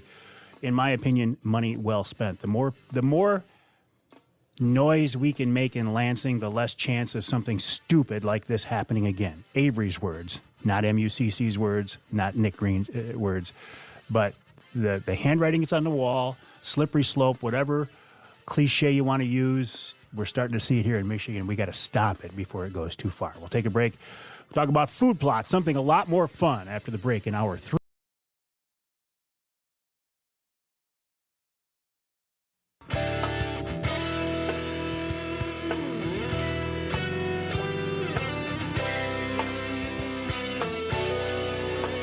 Time now for Michigan's #1 outdoor radio show, Mike Avery's Outdoor Magazine. Mike Avery has covered the outdoors in Michigan for more than 4 decades, and that tradition continues today. Outdoor Magazine is brought to you by Jay's Sporting Goods, the Eider Insurance Group, Angler Quest Pontoons, the Forward Corporation, Primal Outdoors, Security Credit Union, Offshore Tackle, Garber Chevrolet, Rapid River Knife Works, and by Michigan Brand Meats. Now, here's Mike Avery. Indeed, this is the big guy, Mike Avery. Thank you, Ken Hunter, for that introduction, and welcome to hour number 3 of this week's Outdoor Magazine radio show here on the Outdoor Magazine Radio Network. As I'm sitting here in the studio right now, it doesn't feel like spring. As I look out the window, it doesn't look like spring. Calendar says spring, but it feels like winter. Now, a few weeks ago, the calendar said winter, and it felt like spring. And I thought, I don't know. It's been a really, really mild winter, but you know that we're going to pay for it sooner or later, and we have been. In fact, I was thinking, boy, maybe we're going to get an early jump on the food plot planting season this year. Food plots, it's an interesting concept. Several years ago, the DNR, and I'm talking back I don't even know what the number would be. But the DNR was asked to look at the concept of baiting for white-tailed deer. Baiting can be a very effective way of attracting deer into your setup. And several years ago, the DNR decided they just weren't going to address it. This is long before CWD ever came along. Well, when they decided they weren't going to address it, what they did is they, in effect, gave the green light to baiting in full force. And you might remember back then that people would bring, literally, there was no bait ban and there was no restriction on the amount of bait you could use. People would bring pickup loads of sugar beets into the woods and they drop them off. I mean, baiting was really out of control. Since that time, there's been an evolution. There was a restriction put on the amount of bait you could use. It got it down to, a couple gallons or so. And then CWD came along, chronic wasting disease. And the biologist in the department, the DNR, said, we don't want to see baiting in the lower peninsula anymore because we think it's a way to spread chronic wasting disease. Now, there's a lot of thoughts pro and con on that. But there's no doubt that the bait ban has really drawn more interest in the concept of putting in food plots. Now, if you are strictly a public land hunter, you can't put a food plot on public land. But if you have some leased property, some access to some private ground, food plots have really proven to be a very effective way to bring deer in. And there have been a lot of people, a lot of companies that have been formed over this whole food plot planting business and the concept of property management in general. And you gotta watch who you deal with, because there are people out there who have taken advantage of this interest in food plots who really aren't qualified to do so. So just be careful who you deal with. I like to deal with Michigan-based family-owned companies. You know that. Killer Food Plots is a Michigan-based family-owned company. Rich Chrzan is the guy at the helm these days, and he's with us on the Outdoor Magazine phone line. Hey, Rich, welcome back. How are you? I'm good, Mike, and yourself? I'm doing great. Can we talk a little bit about how you got to here? Because Killer Food Plots was formed by our mutual friend, our late friend, who is now gone. Tell me that story about how you got to this point to be at the helm of the company these days, Rich. So, unfortunately, I got to the helm because of the passing of Nick Percy. Not the way, anybody wants to acquire a business, but I always thought I was going to be more of the boots on the ground kind of guy, right? Nick and I working together, and he was the hustle bustle on the phone. He could sell dirt to a ditch digger, he was a great guy. And so Nick and I worked together about 30 years ago, so we knew each other for a long time. Life got busy, separate ways. He blamed me for getting him into bow hunting. He never bow hunted back in the day. We always fished. He finally picked up a old bow I had, and he got into it. So that's how the food plot thing really got going. As we separated, his passions grew into the learning about the whitetail and the health of them and how he can produce food for them that, creates an attractive, healthy habitat. So then we kind of separated and just phone calls here and there. And then I kind of got sick of my job that I was still at. I was doing maintenance, and my wife was like, I'm kind of tired of you being ornery all the time. Why don't you call Nick? He's been trying to get to work for him for a few years, And I'm like, all right, kids are growing up and they're out of school and they're not doing travel sports. So I called Nick, and, we got together and we talked about it. And my wife gave me the okay. Pretty much the boss, right? She's like, okay, well, we can make this transition. And I fortunately worked side by side with Nick for, last probably 2.5 years. Learned a lot. Didn't learn everything. That guy was he was a pool of knowledge, wasn't he? Oh. And he had no problem with them 2-hour conversations and tried to teach everything too. It was great. I really missed those, but, after he passed, a lot of things were in the air. Nobody really knew what was going on, and he had another business, and I was trying to help manage that and manage the Killer Food Plots at the same time, to keep it going. And then, his ex-wife and his daughter who acquired the company came to my wife and I and said they didn't want anybody else to acquire it. They wanted us to have it. And we made it work. So I hadn't heard that part of the story. That's a great part of the story, Rich. yeah. And I still get emotional talking about it. He was just a great guy. He was a great guy. Yeah. Yeah, he was. I mean, he was, he wasn't out to make $1 million. He was out to educate people and to serve people and do the best he could. Right. And we always had those same morals and work ethics. So when they came to me and offered, us first of all, and just offered us a great deal. It was like, yes, this is what Nick would have wanted. Things happen for a reason, right? I mean, that's just how it is. And unfortunately, his passing is not something anybody wanted so soon in his life. But we took this by the horns, and as a family, we're progressing forward. So we're making a go of it. We're keeping his legacy alive. How's that? I think it's great. I think it's a great story, and I appreciate the work that you guys and your family are putting into this these days because it's got to be a tough business. There are some big names in the food plot seed business out there. You're competing with some pretty big names across the country. Yeah, absolutely. And I don't have the backer. I'm not Antler King. I'm not on a NASCAR. I'm not cruising around track at 200 mile an hour. People really can't see it, but I don't have that kind of financial backing. But that's fine, right?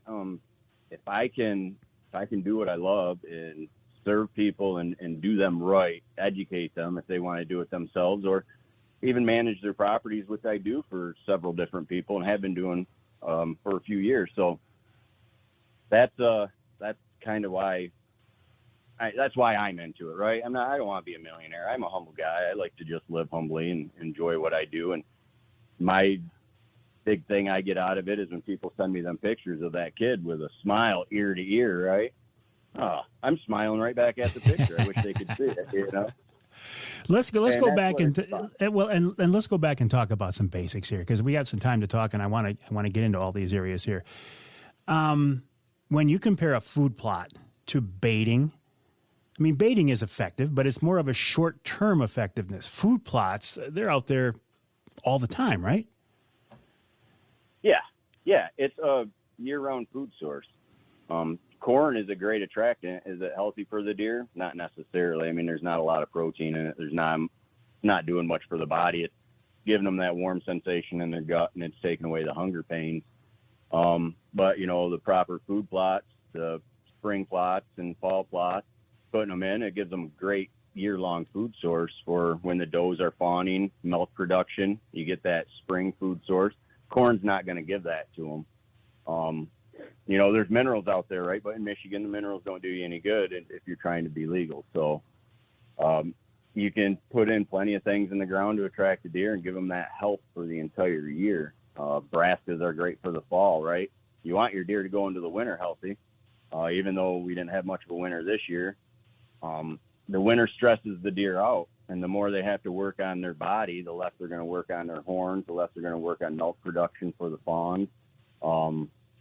The fawns will be born not as healthy, and that's huge. You're not going to grow big deer if you can't keep them healthy all year long, and bait piles really aren't going to do that. So that's why it's important to have those different food sources for the full year.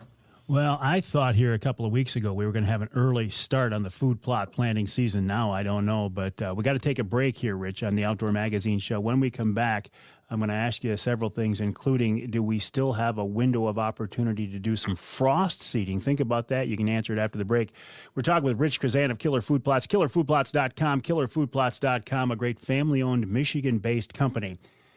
If your food plots didn't do what you wanted them to last year, well, listen, now is the time. Now is the time to start thinking about it, start making those plans, taking your soil samples. I'm sure Rich will talk about that and more. But there's a lot of different companies you can deal with. I say, why not deal with a Michigan-based family-owned company? And Killer Food Plots is one of those companies. So we will take a break. When we come back, we'll continue our conversation with Rich Chrzan of Killer Food Plots. And, of course, we'll wrap up this week's show with wild game chef extraordinaire Dixie Dave Minar. That's all coming up in Hour 3 of this week's Outdoor Magazine.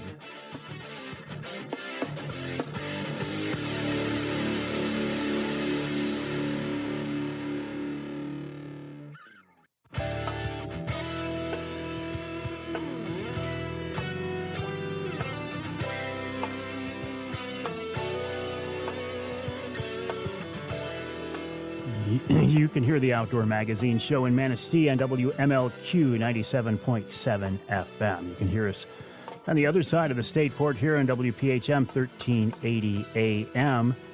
Let's go up to Traverse City, WTCM 580 AM. This segment of Outdoor Magazine is brought to you by Premier Maritime Training. If you've ever wanted to get your captain's license, I think this is your best bet. Now, by captain's license, we're talking the Coast Guard licensed captain. It's not just for charter boats, but it's also for tugboats, it's for tow boats, it's for sightseeing tours. If you take people on the water for hire, you need to be a licensed charter captain. Well, I think Premier Maritime Training and Captain John Littlefield is your best bet. He taught my captain's class. He got me my license, and if he can get me a license, he can get anybody a license. Check out the website, pmtcaptains.com. That's pmtcaptains.com for more info. John has classes across the state, and I'm sure you can find one in your area and that fits your calendar. Again, that's pmtcaptains.com. If you end up taking a class with John, tell him the big guy sent you. He'll know exactly. Tell him Captain Avery sent you. Then he'll know exactly who it was. We're talking right now with Rich Chrzan of Killer Food Plots, Michigan-based, family-owned Killer Food Plots. Rich, before the break, I asked you if we have now missed our window of opportunity to do frost seeding, or has the cold weather brought that option back again? Michigan sets me up to fail with an answer on that, but I mean, we're going to get some cold temperatures. I was actually outside this morning. It's pretty cold out. And the ground didn't heave last night with the cold temperatures like it did earlier in the season, like that second week of February. If there's enough moisture in the ground in your area and you get them real cold temps to where it freezes and heaves, yeah, you could get out there and still frost seed. It's definitely something you want to do in the morning when the ground's still froze and cold, so all those voids are open. And that way all the seeds can fall in there. And when the sun comes out, hopefully when the sun comes out, it relaxes the ground and covers the seed back up. So there is possibly still opportunities, especially in northern Michigan. I hear they're going to get some snow. And then some cold, so that'll put the moisture back in the ground, and the cold nights hopefully will heave that up and allow them to get that done. So, yeah, it's a hit or miss. You really just have to watch the temperature. The soil temperature right now in my area is, been pretty consistent, over 35 degrees in the last couple of weeks. So, it's really going to take that cold night to get that ground to heave. Is there a certain soil temp that you're looking for, your ideal number to get started? Really depends on what you're talking for a regular plant, right? Yeah. So it really depends on what you're going to plant. Like sorghums, they need 60 degrees, 63 degrees. I like to say 3 consecutive nights in a row, in order for you to start planting that. Otherwise, it'll get too cold and it'll stun it, or it'll kill the germination rate, and you just won't get the growth out of it. And that's like our sorghum is our border patrol. So you want to make sure that I like to let it get 65 degrees, 3 consecutive nighttime temperatures in a row, and then I feel like I can get in there and start planting. All right, so we're a ways off from that then. So what should we be doing right now, Rich? I mean, you can broadcast, even if you don't know if the frost seeding is going to work for you. You can still, if you got bare spots out in your clover, you can still broadcast that. If you can roll it or step on the seed, right, to press it into the ground, that'd be better. You can still do that. Soil samples, absolutely soil samples right now. Mother Nature's been nice to us this year. You could almost pull soil samples the entire winter. Yeah. Didn't get froze. So, and you know how I am about soil samples. That's the blueprint of everything. Every food plot you have, do a soil sample, know what you need. If you're planting in sand, you're going to want to bring in a bunch of organic material if you can, or like our retained product. I call that the organic material replacement. Works really well in the sandy areas. It swells up, grabs all the moisture and nutrients it can. It swells up to a jumbo-sized marble, and it starts out like kosher salt. Potassium-based, and that does that in the soil for 3 years, right? So it keeps that nutrients in that water right at the root base and releases it when Mother Nature decides it doesn't want to rain anymore. Stupid question on soil samples, and this is so basic you're going to laugh at me, but if you take a soil sample in one spot, how big of an area is that sample good for? I mean, if I've got a big food plot, should I take multiple samples in that one food plot? Oh, yeah, absolutely. So my property's clay. I could be standing in my field and 10 feet away, you can see the red vein running through the property when you're done turning the dirt. So the soil turns really quickly. 1 acre, I like to stab the ground with my probe. I like to stab the ground no less than 13 times up to 30 times, depending on the conditions of the dirt. Sometimes you get in a spot where you can't even penetrate it, so you have to move around a bit. But no, as many as you can, as many samples as you can, between 13 and 30 in an acre area, put them in a bucket, mix it all around like a dirt slurry, and then pack it into a soil sample packet or whatever you're using, a bag, whatever they require, and send it in that way. But I usually try to keep my soil samples to an acre or less. Gotcha. You know, some plots are 8,000 square foot, right? I'd still do a soil sample. Just because it's small, I mean, doesn't mean you won't waste money if you're putting something down you don't need, or if you're not putting enough down. So, and then that soil sample will tell you what you need to do to help out that soil. When do we start putting those, I'm going to call them chemicals, but when do we start putting that stuff on the ground? I like to use the word amendment. Amendment. Soil amendment, you know? I knew you weren't going to like chemical. Yeah, I like the word soil. Fertilizer. Here, that's the term. When are we going to start putting the fertilizer down? Yeah, exactly. You know, if you're going to do ag lime takes a long time to start working, and you could actually, if you knew what your soil was and what you needed, you could start putting ag lime down right now. It takes a couple of months to start working. Pelletized lime, if that is being required for an amendment, you also can put that down. That usually takes a couple weeks, 2-3 weeks to start working. So you can put that down a couple weeks before you start working the dirt. So that way it's already in the soil and it's kind of moving for you. I personally, you know, because I'm moving from spot to spot, I'll put all my fertilizers down right at the job. I'll put it down, I'll roll it into the ground, I'll call a packet, and I do it all right then. I don't have the luxury of going back and forth. Sure. But on my personal one, yeah, I'd go out and I'd spread pelletized lime, what was required, a couple of weeks before I was going to turn it in. And I would think right now is a good time, too, to start, I don't want to say designing, but figuring out how many food plots you're going to put out, what size and what shape. Those are all factors, aren't they? Oh, absolutely. You know, size a lot of times is determined on the amount of property you have. Or if you're doing it in the woods, you know, it's real restricting unless you're going to do a lot of clearing. Shape, definitely. If you're doing a field and it's just open, you know, make it like a kidney shape or an hourglass shape, something where the deer can't just look and see across the entire thing. So I like to do trails and stuff in woods also, because a lot of people, you know, you're going from spot to spot in the woods and they don't really have a big area. Maybe they're doing 8,000 square foot here, 12,000 square foot here. Well, do the trails linking between those two food plots. That will keep the deer in the area longer and they have something to browse on. So when they're going from plot to plot, they're not just beelining right there. You know, it gives them something to do, maybe make some licking branches in that trail. So they're hitting them licking branches and browsing the whole way through. The goal is to keep them on your property. I like the idea. I like the idea about the trails a lot. And I look at the property that we've been leasing, and that would seem to be a good option. So do we have to go in there then and till up those trails completely, or can we broadcast seed over those, or what do you recommend? So you always want to make sure you got great seed to soil contact. You know, people get this idea that throw and grow can just be thrown. Well, if that seed's laying on top of a leaf, the chances are it's not going to germinate very well. It's just going to either get picked off by a bird or it's going to sit there and rot. So what I like to do is I take like a harrow drag, a landscape rake, or anything behind an ATV, and I like to just stir the soil up a little bit, get the leaves cleared off so the dirt's exposed. Then you can go through and broadcast your seed.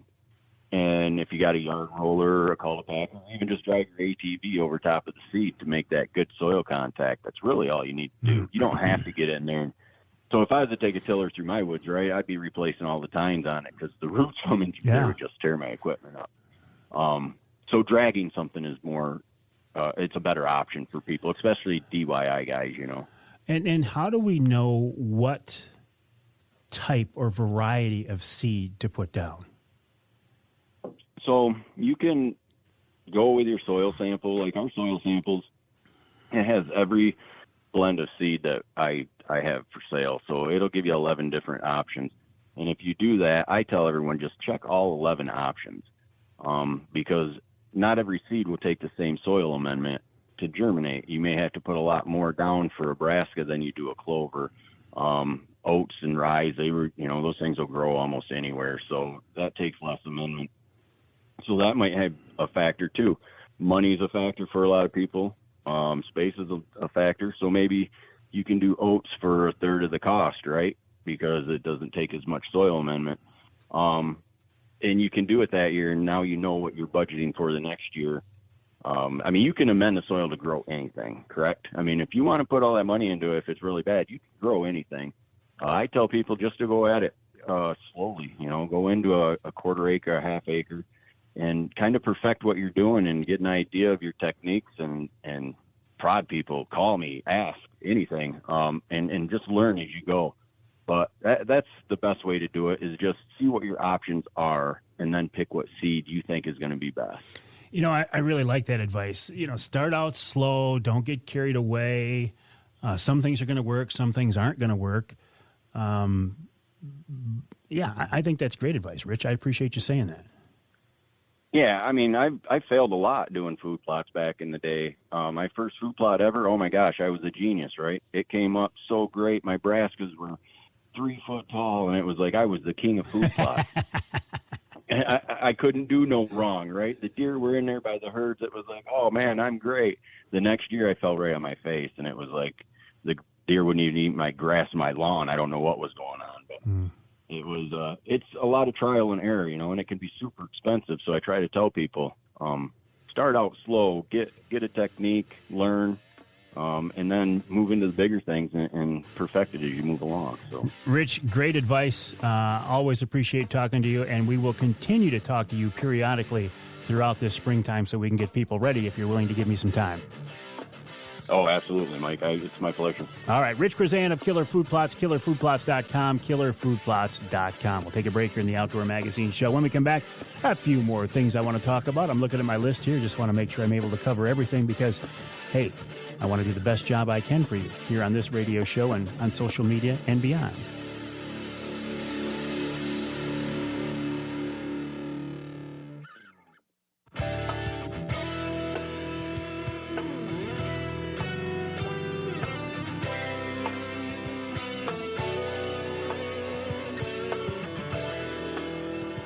You can hear the Outdoor Magazine show in Muskegon on WKBZ. That's 1090 AM. You can hear us in Tawas, WIOS, 1480 AM, 106.9 FM. In fact, you can hear us twice each weekend on WIOS. You can hear us in Manistee on WTIQ, 1490 AM, 95.3 FM. And you can also hear us in Saginaw on WSGW, 790 AM, 100.5 FM. I'm in the studios of WSGW right now. I've had a good morning because I'm here with two guys. Charlie Rood was in here earlier. Now Jonathan Dent is with me. So, John, I appreciate that. Charlie, if you're listening, thank you for your help. I do appreciate that. Also appreciate the fact that this segment of Outdoor Magazine is brought to you by Reader Landscaping. Reader can take care of your lawn and property because it's your nature and our nurture. Let them create an outdoor getaway in your backyard. And this is the time. If you're thinking about doing something this spring, get in touch with the folks from Reader right now. Don't wait because they get real busy and you might get backed up a little bit. I don't care if it's a landscape project, if it is building a patio, if it's putting in a backyard built-in grill, if it's trimming your trees, if it's maintaining your lawn, if it's at your primary residence or if it's at your vacation home. I think you would do well to get in touch with the folks at Reader Landscaping to see how they can help you out. Check them out online at readerlandscaping.com. That's readerlandscaping.com. In fact, I've been talking to Paul Reader of Reader about some turkey hunting this spring. So, depends on who answers the phone. You might have to talk hunting or fishing if you call Reader as well. readerlandscaping.com. All right, looking at my list of things that I wanted to make sure to talk about. The weather. We got to talk about the weather, right? It says spring, but it feels like winter. In fact, my good friend Johnny Bowler, the Bear Whisperer, just sent me a picture from the Yoop right now, and it's a full-blown snowstorm. Now, what the weather is going to be like by the time you hear the show this weekend, I have no idea because I didn't look at the forecast because it doesn't really matter, right? The weather, Mother Nature is going to do what it wants to do, and we just have to deal with it. Things on my mind this week. I'm very, very disappointed. I am very concerned about the recent move by the NRC, the Natural Resource Commission. 7 people appointed by the governor to oversee our hunting and fishing regulations. They voted last week to go against sound scientific wildlife management processes or the practices, and they eliminated our year-round coyote hunting season. They took 3 months out of the season. Why? Because of a word that I'm growing to hate. In part because of optics. How it looks. How it looks to people. How it looks to non-hunters. How it looks to anti-hunters.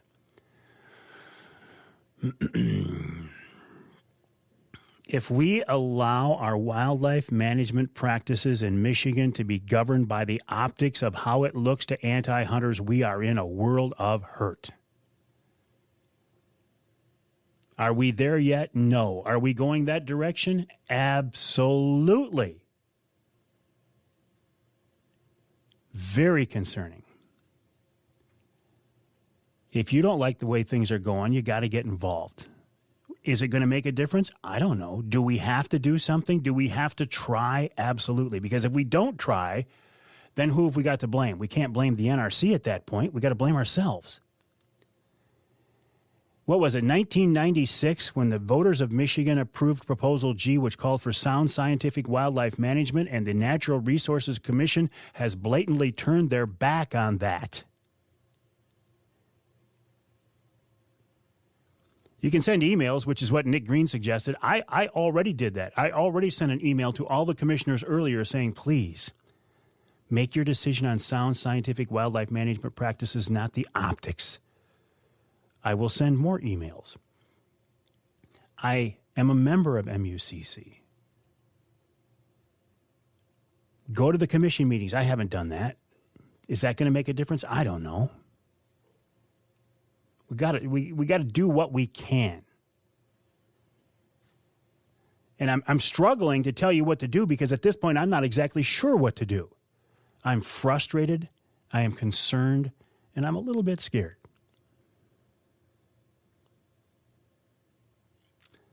On a lighter note, I want to remind you about some promo codes that are out there. And I just heard about the one today as I'm sitting in the studio. Chris Durson of Rapid River Knife said, hey, Mike, we have a promo code for your listeners. If they use the promo code Avery10, that's Avery10, on the Rapid River Knife Works website, which is rapidriverknifeworks.us. If you make an order there and you use the promo code Avery10, you can save 10% on one of those beautiful Rapid River knives. Also, if you go into the store on US 2 just east of Rapid River and you say, hey, I want to take advantage of the Avery promo code, you can get 10% off right there as well. Another one for Michigan brand meats. If you go to their website, michiganbrand.net, and use the promo code Mike20, you can get 20% off an order there. That's Mike20 at michiganbrand.net. And there's one coming up next month. It starts April 1st. I'm kind of letting the cat out of the bag here a little bit. Don't try to do it quite yet. But there's going to be a promo code coming up at Jay's Sporting Goods, both online and in person, where you can get one of those Wraith 270 see-through ground blinds from Primal that I love so much for $159.99 for $160. Just in time for turkey season. How cool is that? So I'm trying to save you some money. I know you're frustrated, so I'm trying to save you some money. We'll take a break here in the Outdoor Magazine show. When we come back, we'll wrap it all up with wild game chef extraordinaire Dixie Dave Minar, our guest chef at our Wednesday Night Live last week at the Lumberjack Restaurant in West Branch.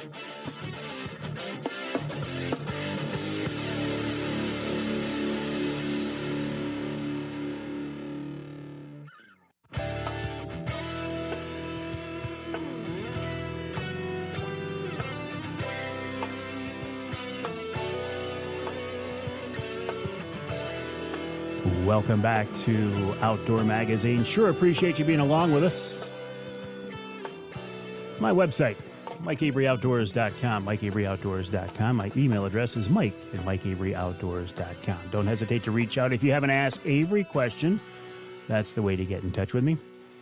And if you are a new listener, I thank you so very much. If you are a veteran listener, I thank you for that as well. And if you have been with us before, you know that I wrap up each week's show with wild game chef extraordinaire, Dixie Dave Minar. Dixie Dave was our guest chef at our Wednesday night live in person at the Forward Corporation Lumberjack Restaurant last week.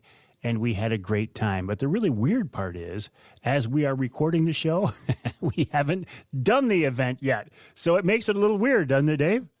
It does, yeah. We do your big meals. We always had a meeting before, and then we did the meal, and then we talked about it, how great it was, and it wasn't even fun. We just assumed it was a good time, which is what I'm doing. Always. And the fact that you get in the kitchen again at the Lumberjack, how cool is that?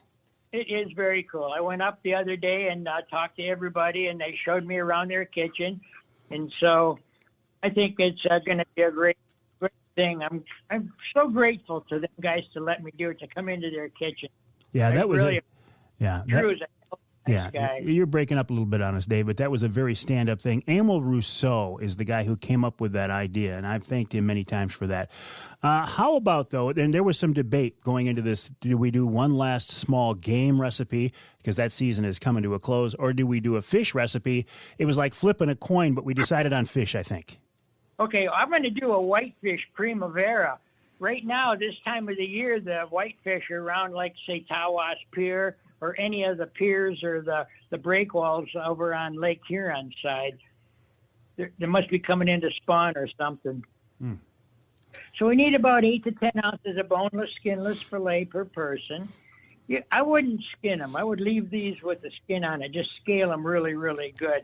You need about 1 to 2 tablespoons of fresh butter, half a cup of white wine, juice of a lemon or a lime, whichever you prefer, about 2 cloves of garlic chopped up fine, quarter teaspoon or half a teaspoon of basil leaf, an ounce or so of brandy, and 2 to 3 cups of your favorite vegetables, whatever you want. You can buy frozen ones, or you can cut your own.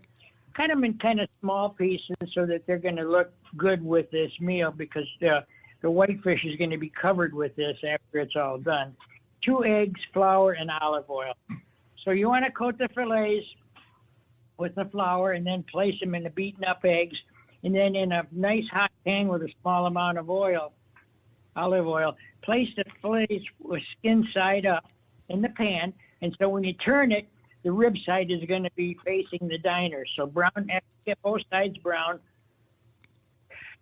take it out. You can actually flambe the fish in the pan with the brandy if you want to, but it's an optional thing to do. Remove the fish to a casserole, add the butter, white wine, lemon or lime juice, basil, garlic, simmer it for just a little minute to kind of break the flavor loose, and then add your vegetables. You want to saute that quickly until the vegetables are al dente, which means a little bit crispy, and it might take, 4 or 5 minutes to do that, depending on how hot your burners are on your stove.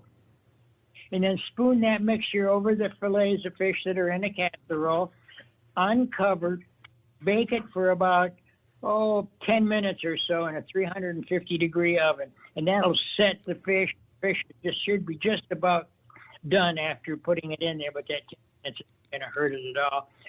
And if you need to, you could take some of that vegetable with the liquid and reduce it down to thick and creamy before you put it over the fish on the plates. So it's a great dish. You can use this for walleye, salmon, whitefish, but we used to make this at the restaurant with whitefish.